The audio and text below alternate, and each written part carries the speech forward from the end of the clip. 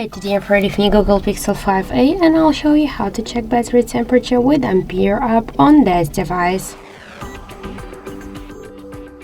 So first let's get the Ampere application from the Play Store, and now here in the search field we should enter the Ampere.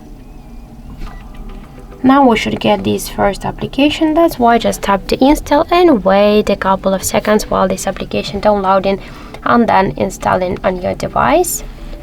After that, tap to open the app, click to yes I agree, pick close, and on the left down corner tap to OK. Now we can see here information about our device battery temperature, and in my case that's 30 degrees. Also we can find here more information like the battery health, capacity, voltage, Android version, model of our device, and more other info. So that's it, thank you for watching, and if you find this video helpful, don't forget to leave a like, comment, and to subscribe our channel.